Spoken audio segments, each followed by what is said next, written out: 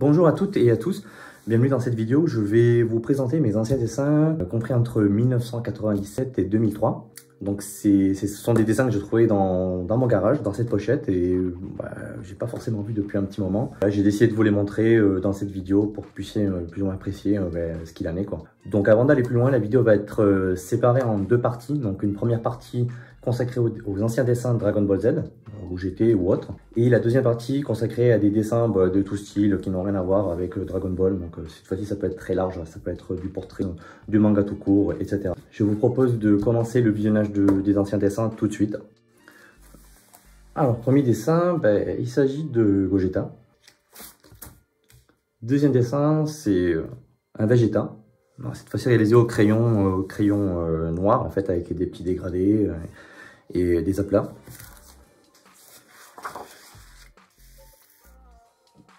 C'est une scène justement avec Son Goku, Son Gohan et Bulma.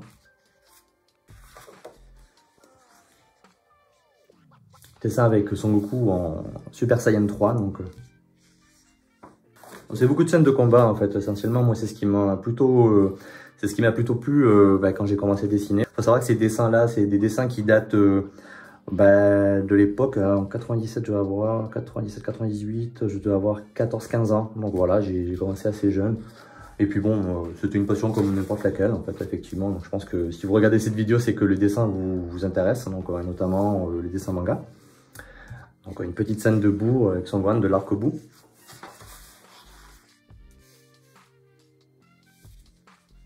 Voilà, c'était beaucoup quand même utiliser les feutres et les crayons de couleur. Donc à l'époque, c'était surtout ça, quoi.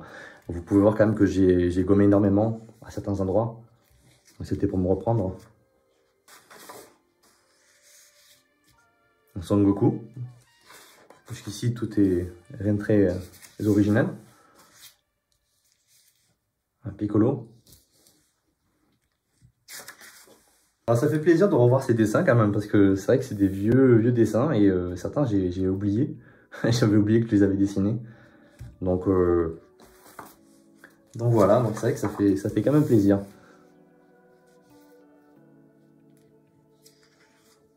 Alors, on revient sur du dessin basique, c'est-à-dire avec du crayon basique en fait. Quelques esquisses un peu de temps en temps. C'était des petits croquis, des petits crobats. Toujours du Dragon Ball. Là, aussi un petit dessin sympa. Tout le monde connaît cette illustration, effectivement, donc de Freezer avec Son Goku. Là, vous avez pu voir aussi, bon, le papier a bien morflé quand même. J'ai dû m'y reprendre à plusieurs reprises. C'est vrai que, effectivement, bon, c'est dommage parce que ça donne un petit effet un peu brouillon, un peu fait, un peu papier abîmé. Mais bon, ça fait son effet. Et puis en noir et blanc, c'est sympa aussi. Petit dessin couleur cette fois-ci, justement. Bon, voilà, avec Son Goku, Son Gohan pendant l'arc-ciel. Alors là, petit défaut quand même. Donc ça, je me suis rendu compte là, effectivement. Pour que ça soit bien, il a fallu que Son Gohan soit à la même hauteur que Son Goku. Étant donné que bon, qu'ils partent sur le même sol en fait.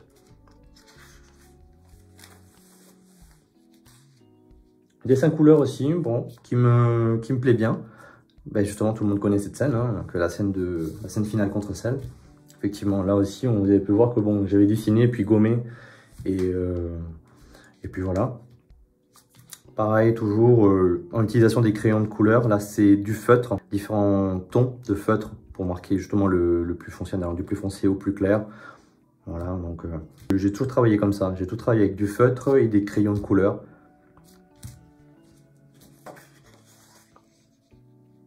Autre dessin. Là, on arrive sur une petite série de Dragon Ball GT. C'est pas que je suis un grand fan de Dragon Ball GT à l'époque, mais bon, il y avait des belles illustrations, c'était sympa. Certains dessins sont quand même inachevés, donc c'est-à-dire que le dessin était terminé, plus ou moins créé, et le début de coloriage a été fait, mais bon, je les ai pas finis pour une raison X ou Y. Donc j'ai décidé de les laisser comme ça. Donc, alors ça, c'est pas moi qui l'ai dessiné. C'est un ami à moi, c'est un ami de longue date, effectivement. C'est grâce à ce dessin et à lui que moi je me suis mis à dessiner à l'époque. Hein, donc effectivement, bon, je pensais pas l'avoir ce dessin, donc c'est vrai qu'effectivement, ça fait plaisir de le revoir et puis bon, c'est c'est à garder quand même. On continue, donc à une petite, voilà, petite composition, donc avec justement différentes versions de Son Gohan. On revient toujours, donc ça c'est encore d'autres dessins qui n'ont pas été terminés. Pareil ici.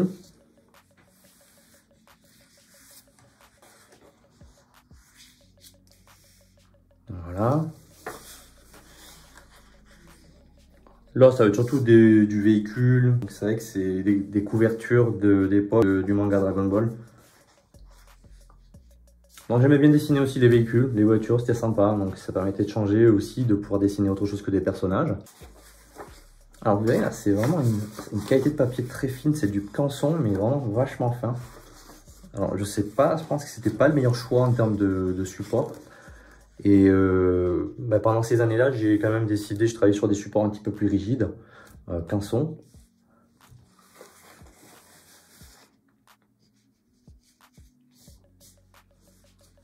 Taché. Eh oui. Voilà. Celui-là, il est très sympa. J'en suis particulièrement fier parce que j'avais galéré à le faire. Et ça fait plaisir de le revoir. Je sais pas si vous voyez bien. C'est vrai qu'effectivement, toujours sur le même principe du feutre et de crayon de couleur. Voilà, le rendu est plutôt sympa.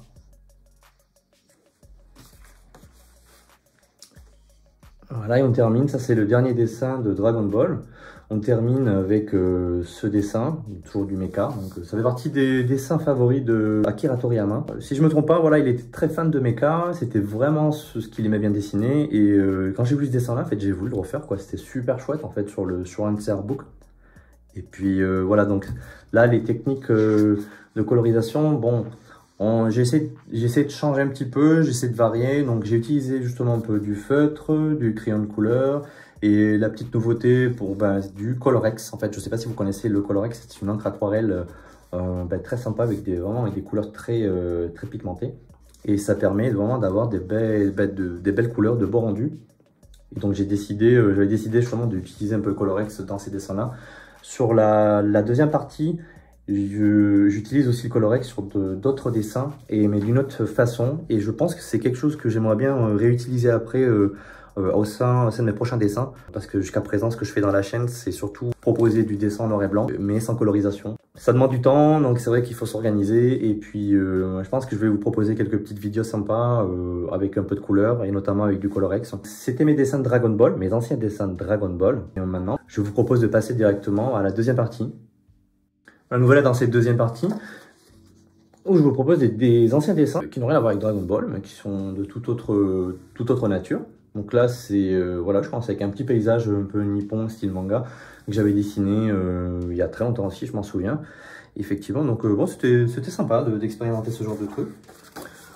Voilà, on vient sur quelque chose de très connu, donc Lucky Luke. Hein. Et à l'époque, oui, je dessinais du Walt Disney.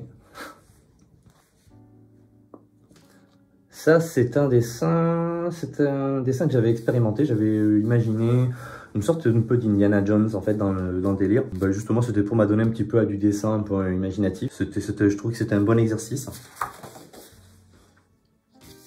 Là, on arrive sur un dessin manga, mais je sais pas qui c'est. Si j'ai dessiné ça à l'époque, c'est que je trouvais que c'était sympa. Donc voilà, bon, on voit aussi quand même que je me suis repris à plusieurs reprises, donc en dessinant, gommant, en reprenant. Mais bon, le rendu est sympa, je trouve. Quelques croquis. Voilà, des petits dessins faits un petit peu comme ça, à l'arrache avec du noir et blanc. C'est sympa.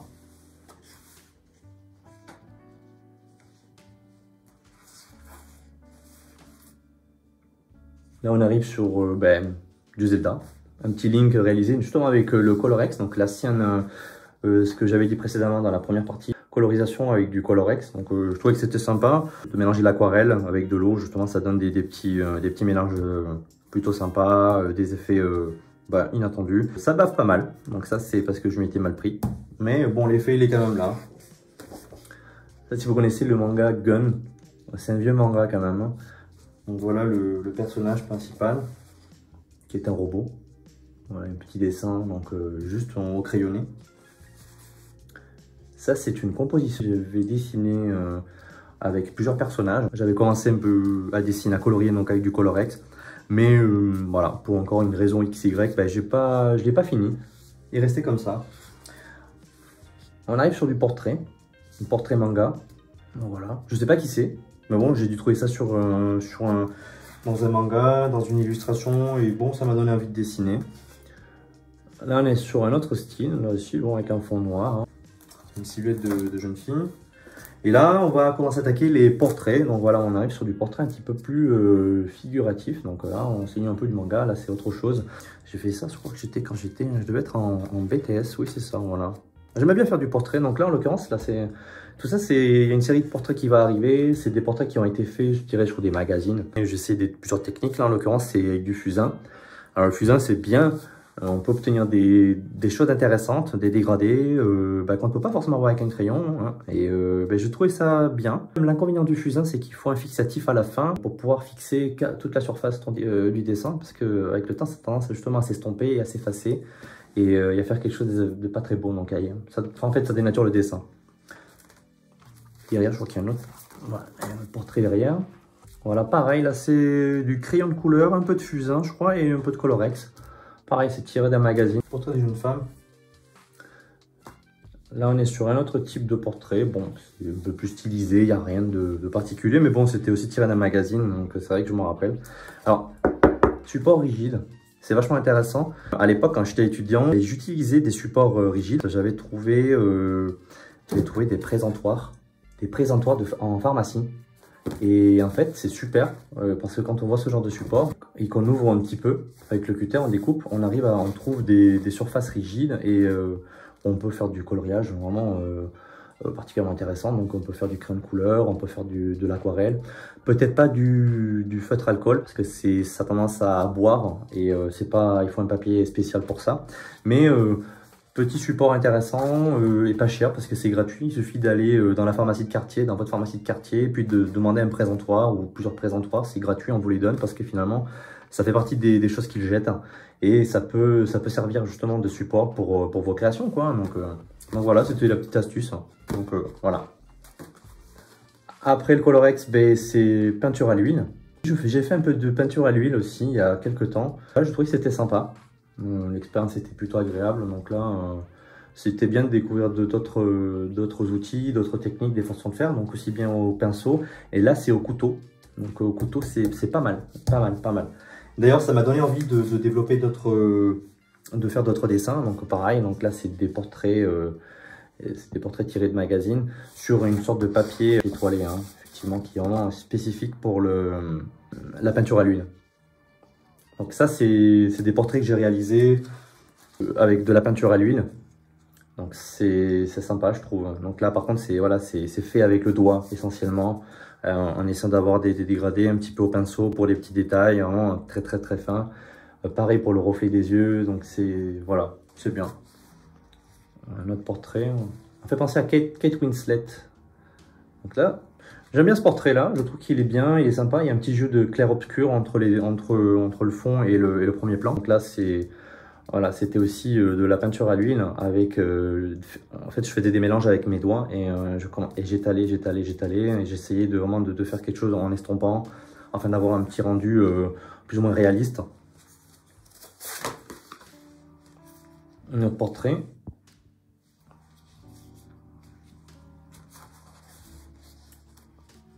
Voilà, pareil, ça aussi. Portrait aussi réalisé, donc voilà, à la peinture à l'huile. Donc très sympa cette partie-là. En fait, ça fait plaisir de revoir ces vieux dessins. J'ai pas fini, j'en ai d'autres. Donc ça, c'est un manga. On revient du manga plus classique. Il s'agit de Legend of Lemnir. Donc c'est un manga de 1989, si je ne me trompe pas, de Satoshi Urashihara. Donc c'est un vieux manga, mais qui est très sympa. Ça fait Ken le survivant, version féminine. Un peu la nana badass et super stylée. Pareil, tiré du même manga. Et là, je vous présente là, des dessins réalisés avec du Colorex. Aussi. Voilà, donc c'est réalisé avec du Colorex. Et là, on est quand même sur quelque chose d'un petit peu plus sympa. Donc, c'est tiré d'un artbook. Je crois que c'est le même artbook que que le mangaka que je vous ai cité, de Satoshi Urushihara. Je crois que c'est lui, il avait fait un artbook avec des filles. Et puis, c'était sympa. Je trouvais vraiment pas mal du tout le style. J'aime beaucoup ce style. Donc, voilà, donc je l'ai refait. Donc, alors, le Colorex, ce qui est intéressant ici, c'est qu'en fait, le Colorex a servi à colorier, à faire l'éteint de peau, les yeux, les cheveux. Et en fait, c'est mélangé avec du blanc. L'encre devient un petit peu plus pâteuse, un petit peu plus laiteuse. Et là, ça donne des effets vachement sympas.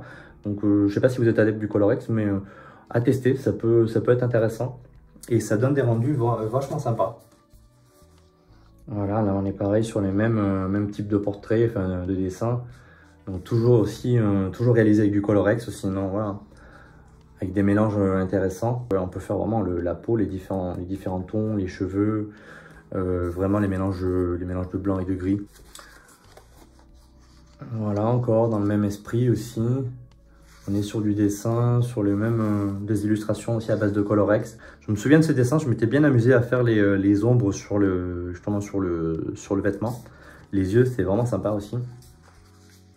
Et donc voilà, encore un autre dessin coloré au Colorex.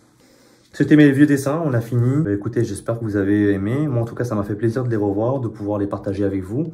Je sais que j'ai d'autres carnets de croquis, j'ai d'autres dessins qui traînent dans mon garage quelque part. Vraiment, il faut que je continue à trier. À l'occasion, je me permettrai justement de vous faire une autre vidéo pour vous présenter un petit peu les croquis que je faisais avant. Et voilà, donc c'est cool. C'est doublement cool parce que ça permet justement un peu à travers les vidéos de pouvoir immortaliser un petit peu ces vieux dessins, de pouvoir les avoir quelque part et de ne pas trop oublier. Donc voilà. Merci d'avoir regardé la vidéo et puis je vous dis à très bientôt.